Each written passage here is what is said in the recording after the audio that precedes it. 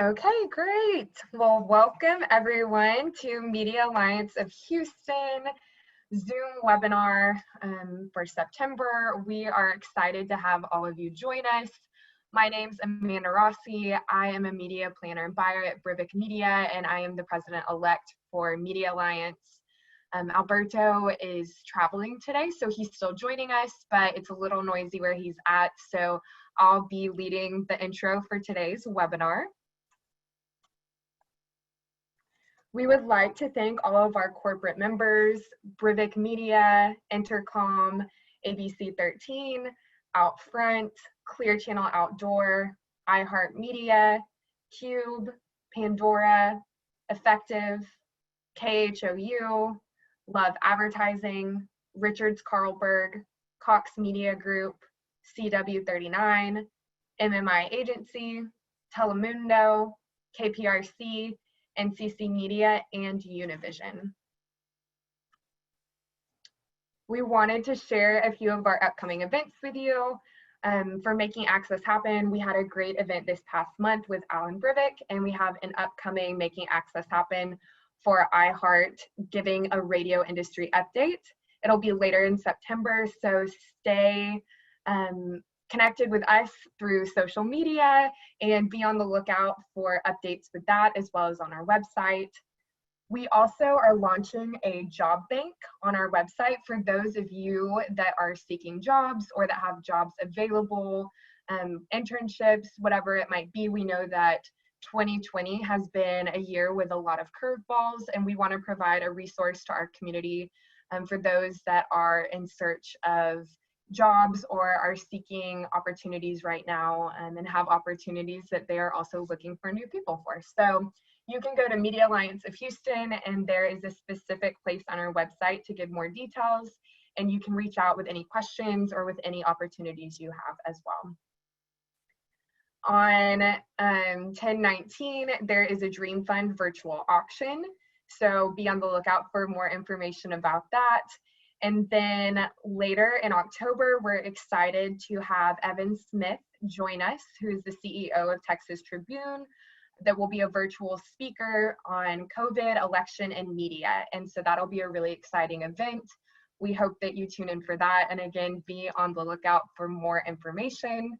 As a reminder, we have all of you on mute, so continue to mute yourselves. You are all doing a great job with that. You can leave any questions you have today for our speaker in the chat. And then I also just want to remind you, if right now you're seeing gallery view on your computer, but you would rather just see the speaker, if you hover your mouse over your screen at the top right, there is a button where you can click on speaker view, and that'll give you a great view of Joni, who is presenting to us today, which I now have the pleasure of introducing our speaker today, Joni. Joni Baker serves as Director of Sales for North America and Canada for Wolters Kluwer Lean Solutions, a global data solutions provider. Joni brings to the position a successful track record of more than 30 years, including high-profile leadership positions and recognized sales achievements in the healthcare and data services industries. Her responsibilities include direct and indirect sales efforts, compensation analysts, and business development strategies. A top awarded female executive and mentor, Joni specializes in forming strategic alliances that add value to the customer relationship.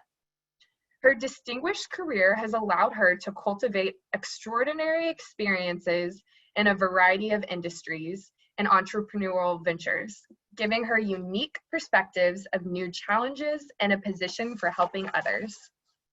Joni started her career in medicine as a licensed nurse practicing in both Virginia and Texas, and then seized an opportunity to open a highly awarded restaurant in Austin, Texas, Pacifica, where she developed a focus helping to solve mission-critical logistics and customer service challenges through technology and training. Prior to joining Wolters Kluwer, Joni served as a senior manager at Dell, responsible for large-scale manufacturing systems integration and production oversight. Today, Joni continues to share her insights through her leadership on her HOA board as former treasurer in her community service with local charities such as the Tweet Drive Foundation. In her free time, Joni enjoys boating, fitness training, baking, and travel.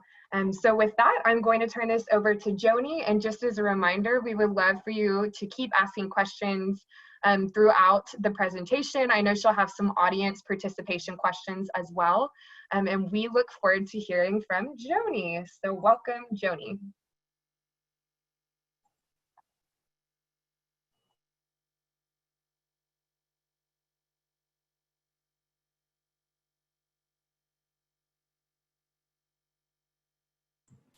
My apologies for that. Thank you, Amanda. So I'd like to thank everyone in the Media Alliance of Houston for having me here today.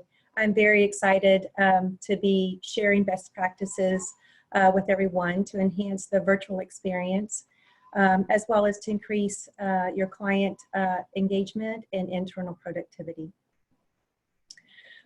So let's go ahead and get started. We have quite a bit of information to go through today. So let me go ahead and share my screen with everyone.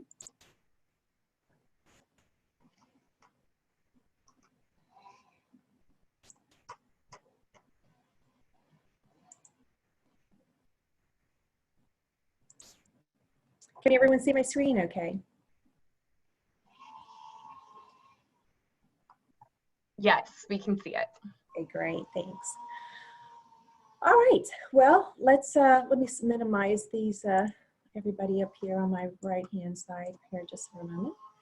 All right, so let's take a quick look at staying zoomed in. Again, I'd like to thank everyone for being here. So whether you were volunteered or voluntold, we're going to learn a lot out of our session today. One goal that I do have for everyone is to take a nugget or two from our session today. It's really important that you learn one new thing a day. I encourage my team to do that. So I'm going to challenge you as well as you challenge yourself to grow through this session today and glean something that you can use on future video conference calls. So it's Happy Wednesday for everyone. I will like to preface this call a little bit with I may end up with a little bit of background noise. Inevitably, something can go wrong on video conference calls. But I would like to make you be aware that it sounds like I might have some tree expedition going on behind me. A couple of things I'd like to ask for today is that you do be attentive. Turn your cell phones to silent. I know that we currently have you on mute, but that's not just to cause any distraction for others on the line, but also to prevent you from having distractions as well. And Amanda already indicated to place it on mute when you're not speaking. All right, let's go ahead and jump into today's agenda. Today, our agenda is going to consist of really what we aren't going to talk about. That's not going to take too long. The basics, short and sweet, guidelines, attendee engagement, productivity, meeting effectiveness, and meeting makeover. So what are we not going to be talking about today? Today's meeting really is about holding effective meetings, learning what is tolerable and how to engage people to drive productivity. We will not be covering specific features of platforms, such as how to create maybe a background or system limitations or security. I seriously thought about teaching everybody how to create a loop video, but we're not talking about that today. So I'm going to give everybody just a moment to take a screenshot on how to create a loop video. If you haven't heard of it before, it's a video that you can take and video yourself. You can have it where you're drinking a cup and nodding, and it appears as if you're very engaged in the meeting. Keep in mind, if you get caught using a loop video on your internal meetings, that is not on me. All right, let's go ahead and move forward with the short and sweet basics. Looking at your environment. It's really important to set up a private space. And as we're working more from home today due to COVID, a lot of people don't necessarily have private spaces in their homes. If you don't have a private space, I highly encourage you to use a headphone. That will help minimize any disturbing background noise. That noise doesn't mean that it'll be blocked. As long as you're on mute, that helps not to distract other viewers. However, that will help for you to be focused into the session that you're attending. And again, just always be considerate and keeping things on you. The next thing is be attentive to details. One of my favorite quotes is, the difference between something good and something great is in the details. So you want to make sure that you're cleaning up your background area, or use a virtual background filter. If you're not sure how to do that, you can Google it. Zoom has the capability to upload your own filters, and you can do that as well. Be aware of your backgrounds. Things that you might think are really cool could actually be offensive. So I highly always encourage people to either ask their peers or to get a family member to look at your Zoom, look at your meeting space, and see if there's anything in there that might offend someone else on a call. In our today work from home environment, there are things that we have also, such as a pet in the house that might like to talk to strangers outside while you're talking. You may also have children playing in the background. These are really hard things to mitigate when you're on a call. But like I just did, I do have some noise in the background that I was not expecting to have today, and just announce it up front. People definitely understand that things happen when you're working from home. Something I would encourage is that you not eat during your sessions, unless it's a lunch and learn, then it's perfectly okay. Next thing that I find really important is lighting up your face. What better way than to light up those pearly whites? There are different ways to do that. There's something called a ring light, an LED light. Actually, what's really great lighting is just natural lighting, side lighting though. Let's talk about overhead lighting. I do have some overhead lighting on today, but I'm balancing that with an LED light that's attached to my computer. Background light can actually cause too much shadowing and cause you to be dark on the front of your face, and then people may not actually be able to see you. All right, the last thing that I have, it's not last but least, it is bring your favorite cup. We always know that meetings can go sour or south very quickly on you. And it's important to bring something to maybe break the ice, like a little conversation starter if you are having some difficulties. So today I brought my mug, and it's from Hawaii, and I did a luau there, and it always is a great memory for me.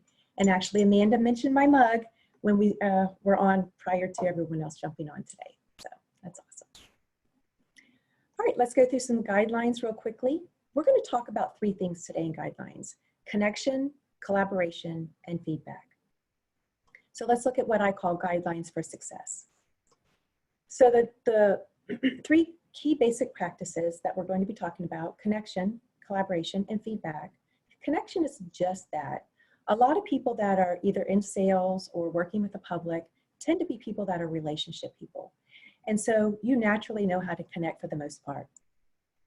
What I really like to stress with connection and why it's important, especially in virtual meetings, is that connection really helps to create and build trust.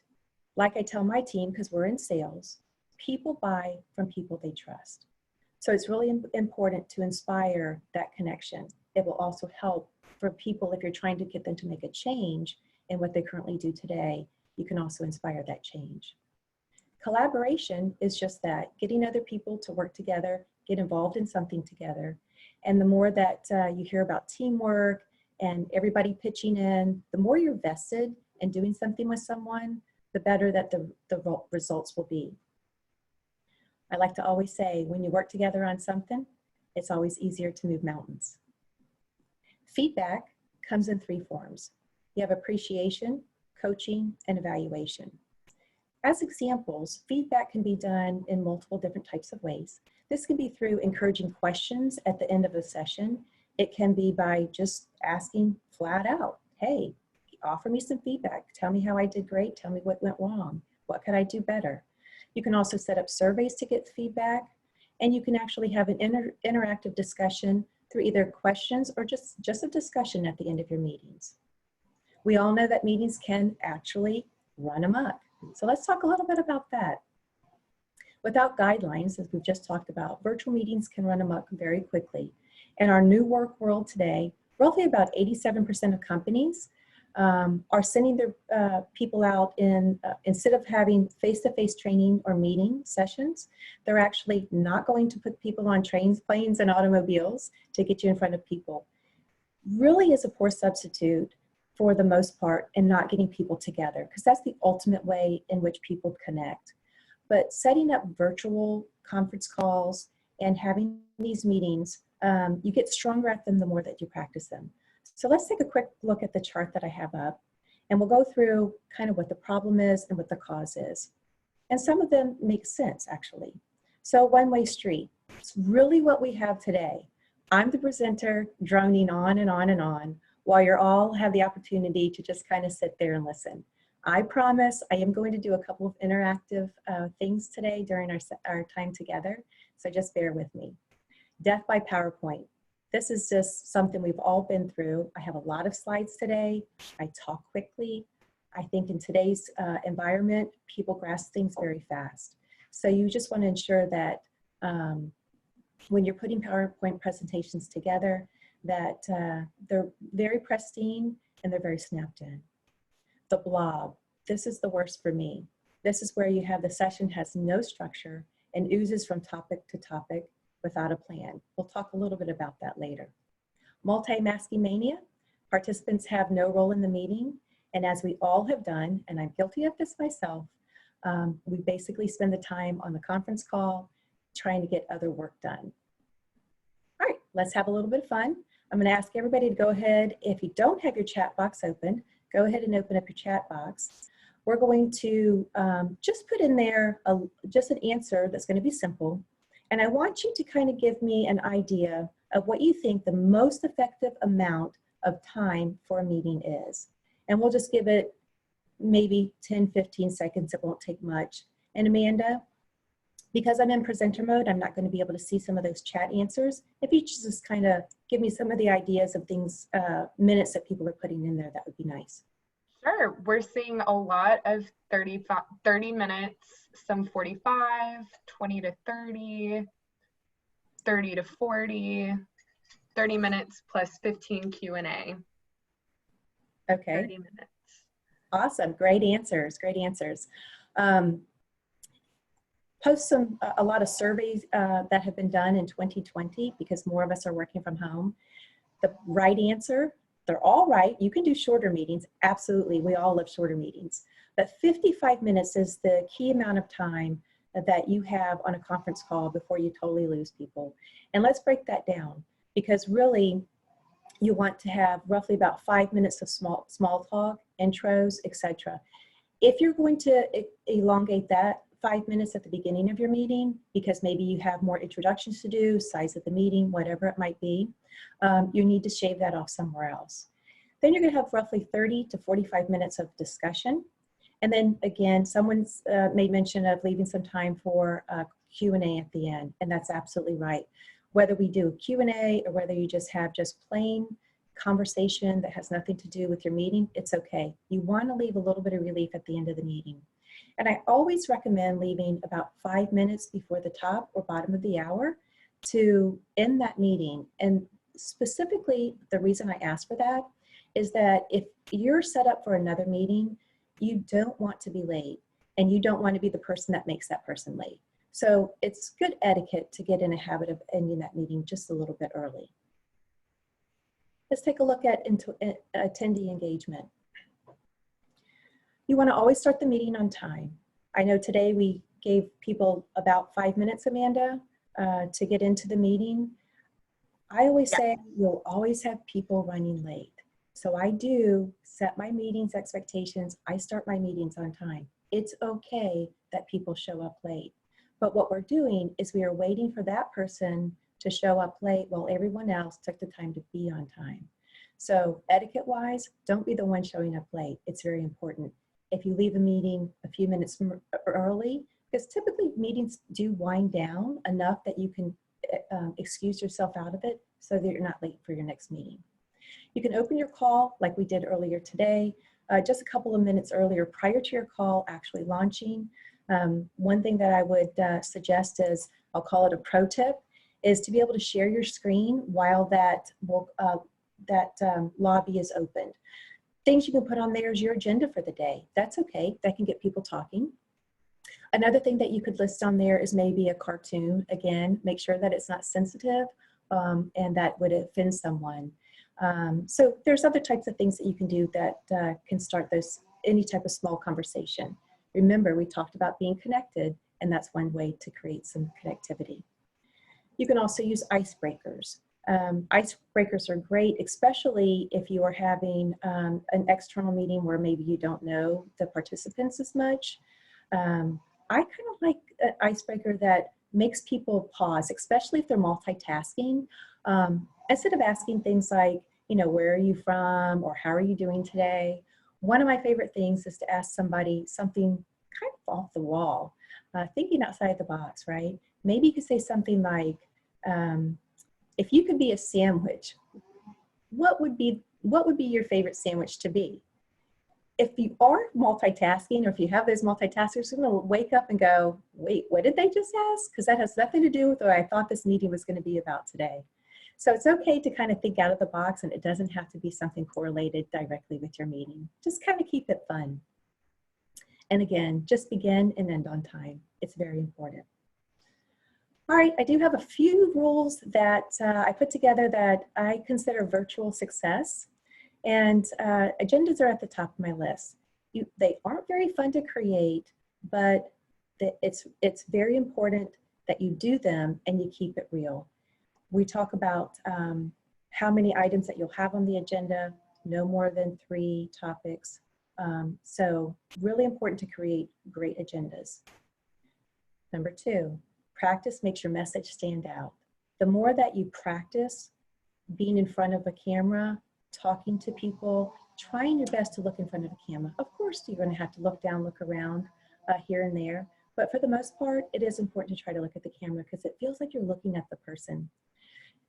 I will say there are no perfect virtual meetings.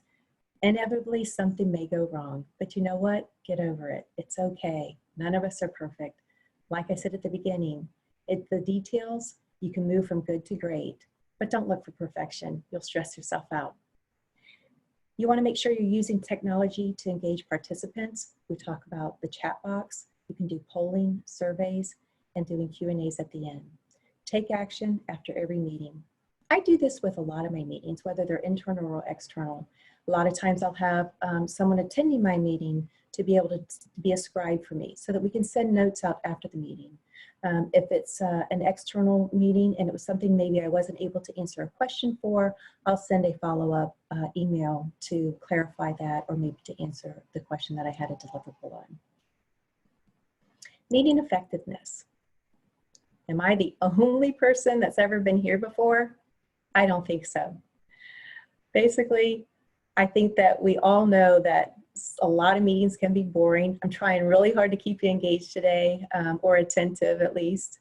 And I would like to go ahead and move into, there is a difference between internal and external meetings. Let's talk about that for just a moment. Internal meetings are a little bit easier. We all know that for the most part, they're either interdepartment meetings, maybe team meetings, leadership, one-on-ones.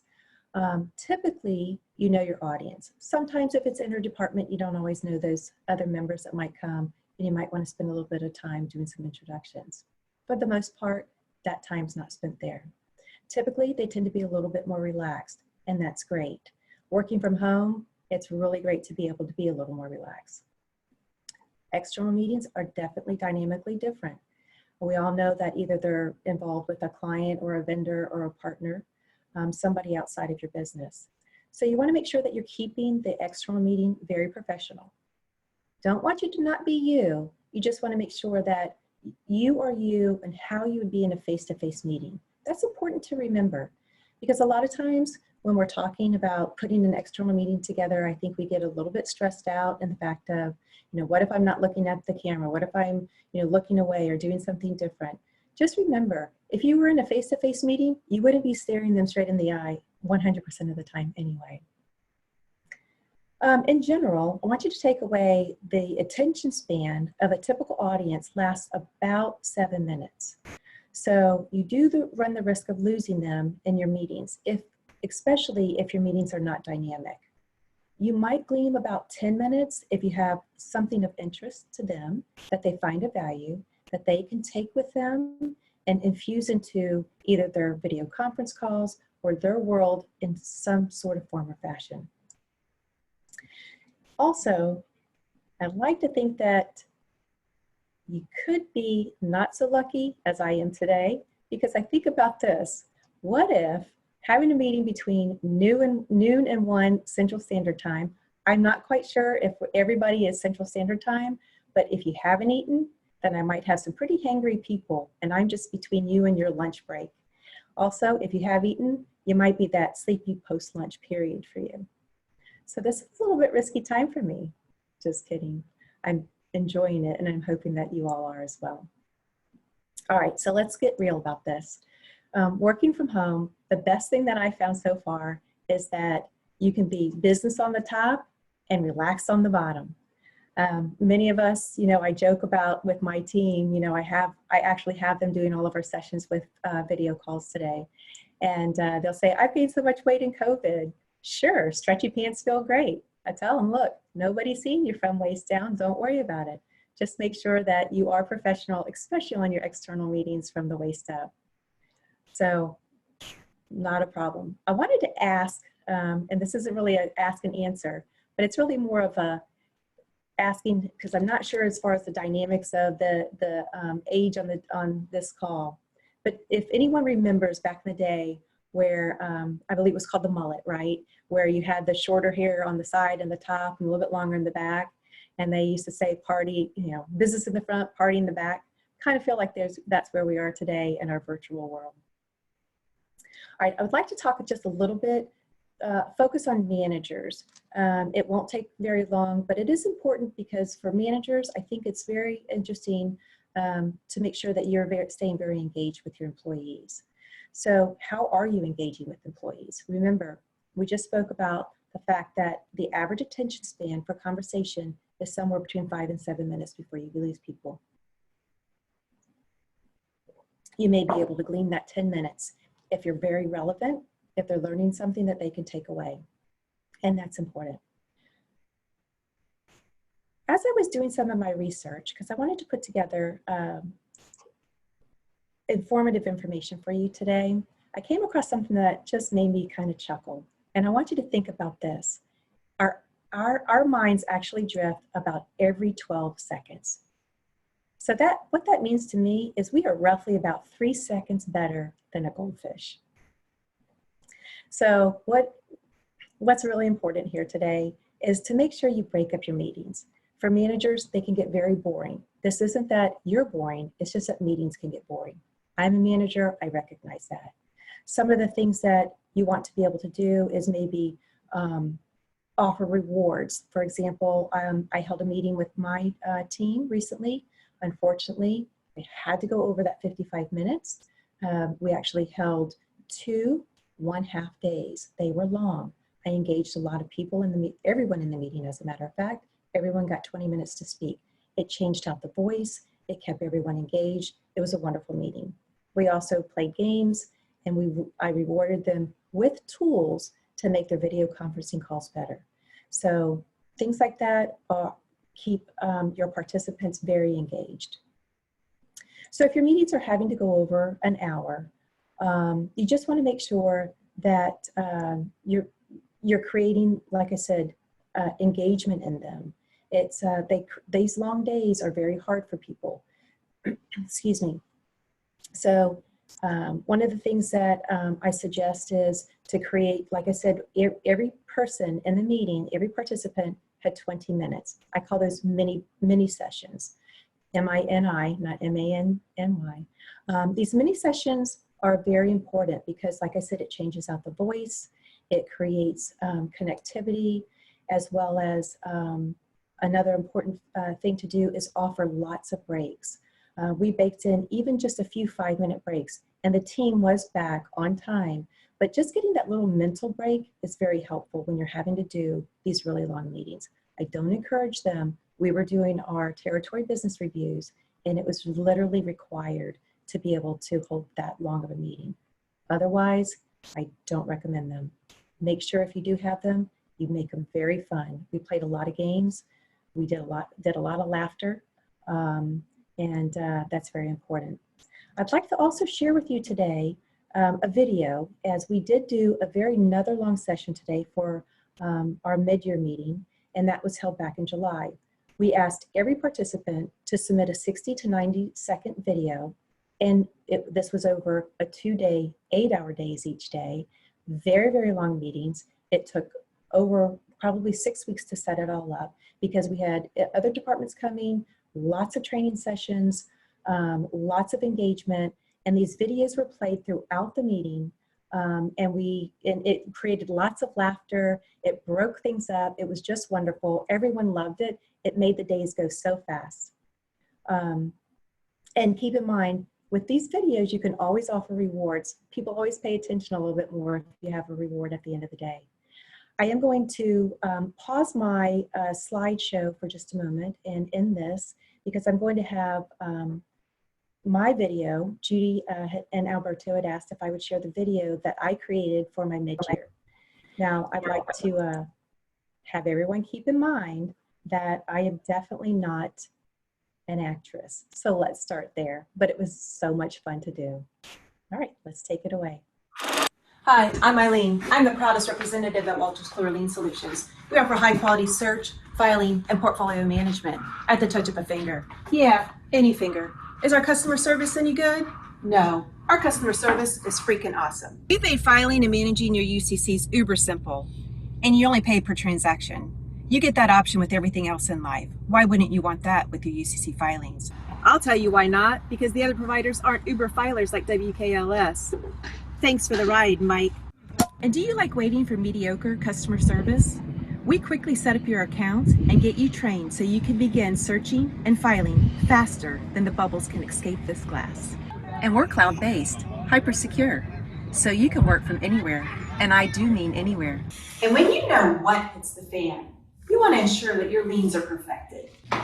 Debtors can change their name or fall out of good standing at a moment's notice. You're going to want visibility to that. Wipe away your worries with Lien Analytics. We've got your back. You want a one-stop shop that's going to cost you less than a roll of toilet paper in a pandemic. Like that's going to ever happen. Start saving time, creating efficiencies, and protecting your business. All right, thank you for tolerating that. It was actually quite fun to do. And so I appreciate you sitting through that. Again, these are the type of things that you can do to make your meetings, especially when they are long, long days, a lot of fun. When you do place a video into Zoom, you see how that laggy is. I highly don't recommend that on a regular basis. So I do appreciate you tolerating that little bit of lagginess for us. All right, let's jump into 5 ways to improve the effectiveness of virtual meetings. Can everyone see my screen? Yes. Great. All right, we're going to go through, we're going to create 1 to 3 objectives, develop an agenda, set new expectations. We're also going to talk about using tools that you have available, as well as what if you don't have all of those tools that you might think you need to have for a conference call. It's okay. Let's start with creating the objectives. Many virtual meetings many virtual meetings fail because they do try to do too much. I personally have done this myself. When I first started doing virtual meetings or conference calls, I tried to jam it all in. Don't do that. It's one I like to call that the and trap. While we're talking about this today, we can also talk about that. And I'd like to talk about this. And you know what? Let's go ahead and add something else. You want to make sure that you're really focused on just 1 to 3 objectives. And doing just 1 to 3 objectives really allows you to hone in and just get into deeper conversations around them. So let's go through some of the questions I placed up here. These are definitely not the only type of questions that you need to be thinking about, but I just wanted to foster some questions with you today. So I don't know how big they are on your screen, so I'll go ahead and read a few of these. What do you need participants to learn during the meeting? What will they know afterwards that they didn't know before? I think that's important. Today I asked each of you to hopefully glean something, a nugget or two, that you can take away from this meeting that we're holding today. How will participants' viewpoints or perspective change? How will their beliefs be affected? What will participants be prepared to do after the meeting? How will they take action? These are the type of things that can inspire setting up, developing an agenda that really helps to generate or create some focus. So let's talk about that. I think that the single most important success factor for virtual sessions is meeting design. And that means developing an agenda that brings your objectives to life. Trust me, it's not quick, it's not easy. It's not going to take 10 minutes. This really takes a lot of thought to create an agenda that's engaging, creates focus, and allows you to get your point across. As you are creating your agenda, I'm not going to go through all of the things that I'm bringing up on the screen, but I want to really just kind of give you a couple of ideas for fuel for thought. After this meeting, I'm happy to send Alberto the PowerPoint presentation. If you would like to have that, I'll leave that to either Amanda or Alberto to get back with me. Happy to share. So basically, I've set out various questions to just kind of think outside of the box of what you can do, how you can think in order to be able to create or develop an agenda that really helps to focus your meeting. And a part of focusing in your meeting is also setting expectations for your participants. If your organization has typically been running dull virtual meetings, like many do, and you're not maybe learning something, you want to make sure that your teammates or the people showing up don't just show up, put on that video loop that I just taught them how to do as they're multitasking. So beware, they do have that loop video. At the start of each meeting, you want to make sure that you let participants know what are the expected outcomes of your session. And I think that's really important because it tells them that you're wanting them to learn something. You also want to, the meeting will be organized and what will be covered, as well as the role of each participant. So we've talked a lot about setting your agenda, the expectations of your participants. Let's talk a little bit about the tools that will be available for you through technology. We've talked today about using polls. You can create those quick surveys we talked about. We also talked about chat. We actually use chat. I love chat. I think it's great. You can have instant messaging during it. What I really like about it is that participants can ask questions, but they can also make comments. They can share ideas. A lot of times in chat, when you have people doing something and they're very collaborative, you'll see people giving kudos and telling everyone, oh, great job, and offering some feedback for things different. I love chat. Whiteboards, I don't use quite so much, but I will tell you, the few times that I've used it, they're really great for brainstorming ideas. Of course, content such as documents or spreadsheets, PowerPoint presentations, it also creates engagement. So these things are really important to do. All right, let's take a look at the key use. Excuse me. The key use is what you really have. So the key is to use what you really have. Let me say that again. So, you know, you really don't need fancy technology. A lot of times people will think that, oh, I don't have everything, or I don't have what other people have. It's okay. Because have you ever listened to a talk radio show? I'm certain most of you have. There's no fancy technology. It's just a couple and just talking. Yet the best shows are quite compelling. Think about it. That's because radio uses power of voice to be quite effective. So use what you have. Think outside of the box. You can set up a meeting. For example, I have here, it could be like a talk show host type thing. You could set up an interview. Those are always great. Maybe you have an area expert and then you have people ask them questions about that. So be creative on how you want to set things up when you don't have that technology. We're about at the end of the presentation today. We're getting really close. My next slide is about virtual meeting makeover.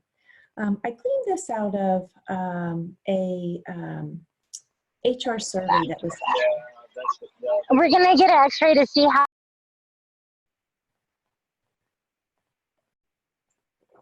Remember, we want to make sure we're on mute. So this was looking at the chart. We won't go through this ad nauseum, but basically we talk about, holding that 55-minute meeting. That is the ultimate meeting.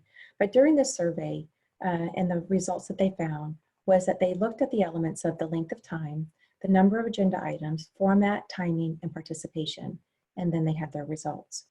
They merely shaved the meeting down by about 30 minutes, and that created a good feeling for people.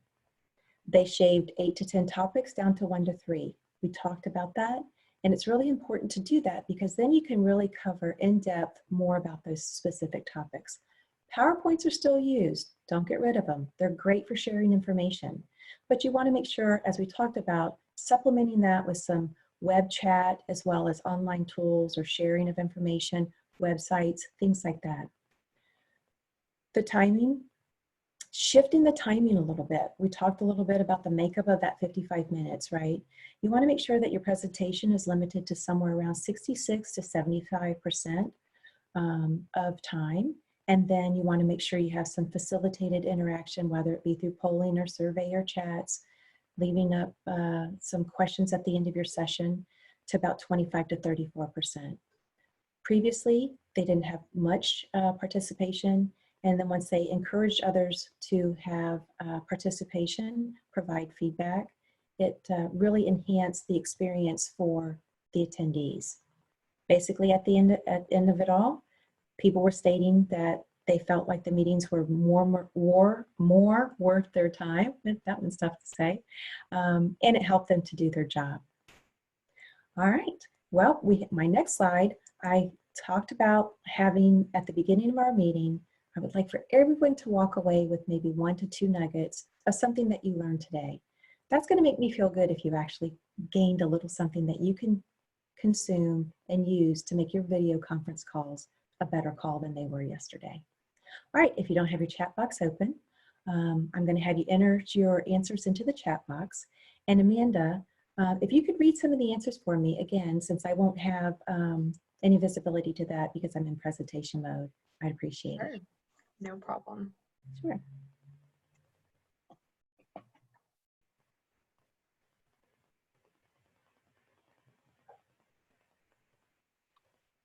Waiting for some answers. There we go. Don't be shy. We have that the chat box is a great way to encourage participation, creating a thoughtful agenda and leaving more than 5 minutes at the end for Q&A. People feel like they understand better how to engage their audience, how to do a loop video background, which is a fun idea. Let's hope we do that one. We have leaving more time for Q&A and discussion and agreement on next steps, breaking up the meeting into segments and encouraging people to participate through the chat box. Don't add everything into one meeting. And while I have you, let's continue talking about this. And then making sure to make timelines clear during meetings as well. Ending early if possible. Find a way to keep people engaged by asking them to join the conversation and encourage interaction through games or fun videos like the one that was shown today. Awesome. Thank you so much, Amanda, for reading some of those out. Really, really great nuggets that you gleaned today. Thank you so much. Makes me happy, makes me smile. All right, we are on to our question slide. Instead of asking questions, we're going to talk a little, just a general questions. Anybody have any questions? This is still a learning slide for you. One of the things that I highly encourage is that asking questions that you covered in your meeting. So for example, if you are asking any questions related to something that maybe you're pulling out of your meeting. So I'll start our question Q&A session with this one.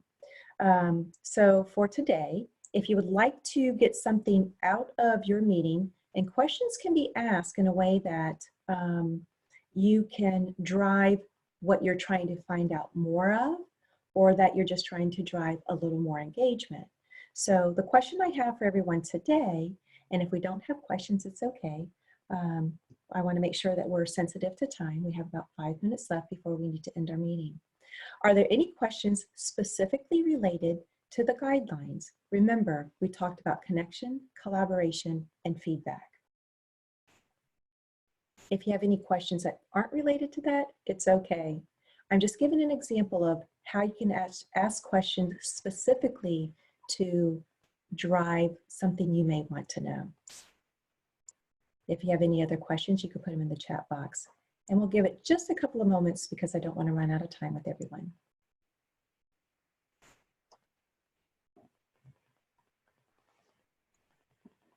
I'll start with a question. Can you suggest how to ask for or get valuable feedback post-meeting? I know that's something that you had talked about earlier. Yeah, so one thing that I ask for is, that you can do to get valuable feedback. The easiest way, ask for it, right? I know a lot of us are pretty shy about asking a peer or asking someone on the call, hey, do you mind if I give you a quick call? I'd really like to get a little bit of feedback off of my conference call today. It's really valuable to me to grow and becoming better than I was yesterday. Another thing that you can do is we talked about sending a survey. Surveys are great. I use SurveyMonkey, and you don't want to make those surveys long. Nobody wants to take a long survey. Just ask a couple of critical questions that you really would like to understand what you could do more of or less of. You propose the question so that you get that type of response. Also, one thing that I've done with my team is I have joined some of their conference calls as a silent observer. And then post the meeting, we set a separate meeting up for me to be able to provide feedback for them. So feedback is an easy thing to give. Great question. A question from the chat. What is the protocol on having video on during a big group meeting when the presenter is active versus sharing the screen? So that, you know what, I think that protocol is not so much specific to the speaker or other people. I have personally, for me, I have no problem that the video still be on. As the speaker, it doesn't distract me. It may distract other people. However, I think that if you keep it on, just keeping mute is important. Remember, Amanda, as at the beginning, you can have it so that all you see is the speaker when the speaker's talking. And what that'll do is, for example, if I'm talking, you'll see my face come up. Lucky you. If Amanda's talking, you'll see Amanda's face come up. So if you're not in gallery view, then you're just going to see that speaker, the one that's actually talking.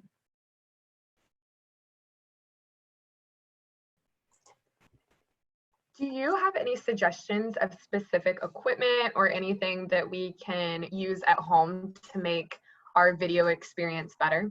Sure. Well, first to start with, equipment is very specific to everyone's individual home, so I'll start there. I can recommend a couple of things. I use the Bose noise canceling. I call it like it's a headset. It's not really like the over-the-ear big headset. And really I use this, I'll just kind of hold it up. It's tiny, it's very effective. It has something on the side that can actually cancel some of the noise that might be in the background that distracts me. Remember, your head canceling is for your purposes so that you're not distracted by the noise around you. There's also a Logitech video light. I actually am using that one today on my camera. I'm sorry, on my computer. It's small, it's not very big. It just adheres on and it gives you that frontal lighting. There's also ring lightings that you can use. Most of these type of things are available on Amazon and they're not super expensive. The Bose is a little expensive, but there are other noise canceling headsets or earbuds that are not quite as expensive as Bose.